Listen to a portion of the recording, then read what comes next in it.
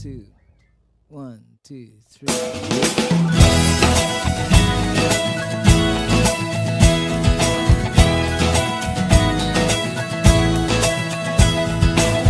Ako'y isang mabuting Pilipino. Minamahal ko ang bayan ko. Tinutupad ko ang aking mga tungkulin. Sinusunod ko ang kanyang mga lituntunin. Tumatawid ako sa tamang tawiran. Sumasakay ako sa tamang sakayan. Pumipila at di nakikipag-unahan. At di ako masiga-siga sa lansangan. Nagbababa at nagsasakay ako sa tamang sakayan. Di nakahambalang parang walang pakialam. Pinagbibigyan kong mga tumatawid sa kalsada. Humihinto ako pag ang ilaw ay pula. Pagkat ako'y isang mabuting Pilipino.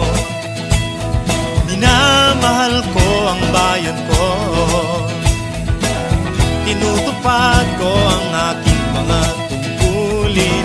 Sinusunod ko ang kanyang mga lituntunin. Di ako nangungutong o nagbibigay ng lagay. Tiket lamang ang tinatanggap kong binibigay. Ako ay nakatayo doon mismo sa kanto at di nagtatago sa ilalim ng puno. Di ako nagkakalat ng basura sa lansangan. Di bumubuga ng usok ang aking sasakyan. Inaayos kong mga kalat sa basurahan.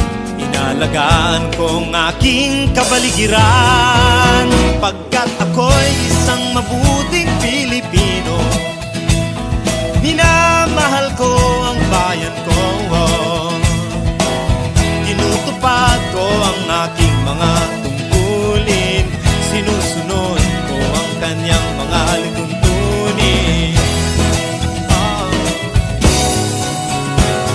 Lagi akong nakikinig sa aking mga magulang.